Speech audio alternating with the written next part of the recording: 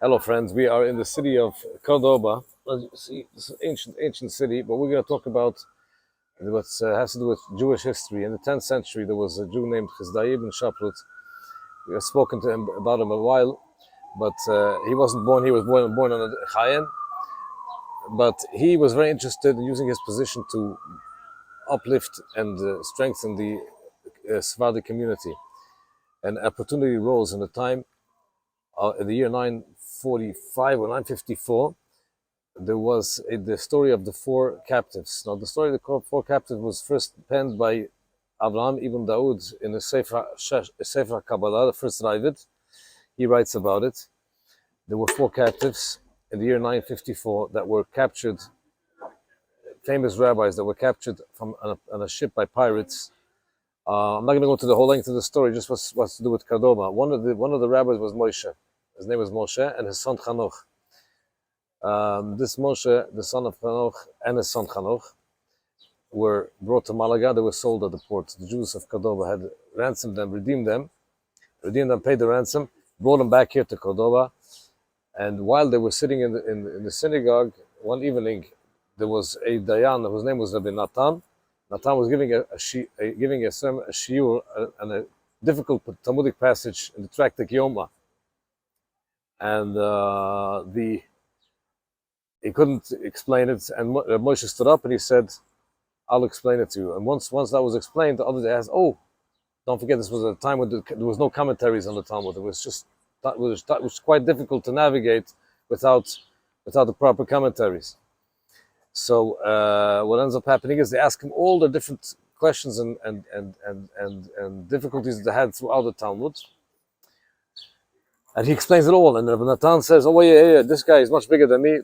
Leave him. Let him be your teacher and rabbi." And that's how it was, because the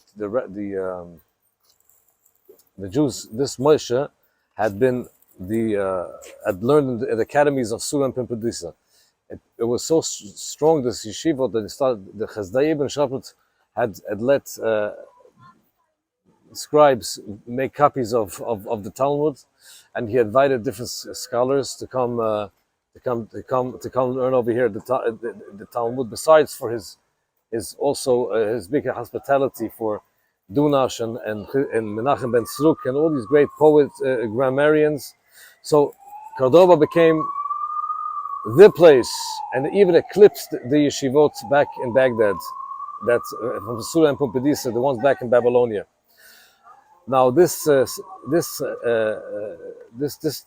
time was, although it's called the Golden Age, but in 1013 there was here some political upheaval, because there were some Berber tribes that came here to wage wars, and a lot of Jews fled from here, including the young Shmuel Hanagid, who we will be talking about later when we get to Granada, and also many Jews that had fled here, like we spoke about the Shlomo ibn Gabirol, also fled from here to Malaga, and also Shmuel Hanagid, they also fled from here to Malaga. This Hanokh ben Moshe, the son of Moshe, when Moshe ben Hanokh passed away, his son Hanokh, like we spoke, also from the captives when he was a little kid, but he became the rabbi of Cordoba. Now, later on, there would be other rabbis that served here, but a lot of them had moved from here to Ali Sana, which was also an old Jewish community in Lucena, Ali Sana.